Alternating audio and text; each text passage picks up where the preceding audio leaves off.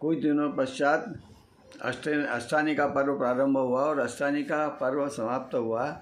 तो उसके समाप्ति पर उपवास आदि सब समाप्त करके राजा दशरथ ने जिनेंद्र भगवान के अभिषेक का गंधोदक चारों रानियों के पास पहुंचाया। तो जो 3 रानियों के पास तो 3 जवान युवतियाँ जो थी गंधोदक लेके पहुंची, तो वो जल्दी से पहुंच गया गंधोदक और तीनों रानियों ने लगा लिया, कौशल्या, सुमित्रा और कैकेयी ने। लेकिन जो सुप्रभा रानी जो थी उसके पास में गंधोदक नहीं पहुंचा। क्यों? क्योंकि उनके पास गंधोदक लेकर के जो गया था वो नौकर था, बूढ़ा था वो, उसका नाम था खोजा।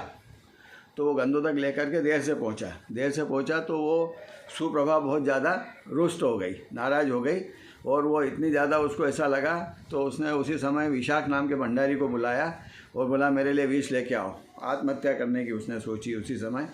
और वो भंडारी जो था विशाख भंडार में गया विष लेने के लिए। और राजा दशरथ जब वहाँ पहुँचे तो वहाँ पर उन्होंने तीनों रानियों को देखा, सुप्रभा नज़र नहीं आई। जब उन्होंने कारण जाना तो क्या हुआ कि उधर से खोजा आ रहा था धीरे धीरे गंधोदक लेकर के और इधर से विष लेकर के विशाख आया।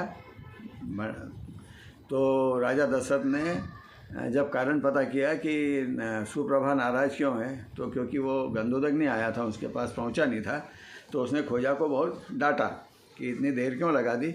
तब खोजा ने पूरा दोष अपने बुढ़ापे को दिया कि हुजूर मैं क्या करूं, मेरा बुढ़ापा ऐसा है कि मैं इससे ज़्यादा तेज़ चल नहीं सकता, इसलिए मुझे यहाँ आने में देर हुई, विलम्ब हुआ।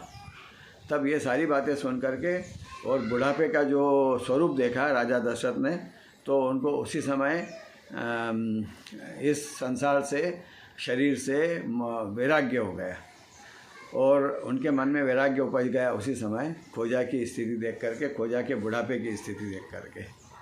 इस प्रकार राजा दशरथ को वैराग्य आया।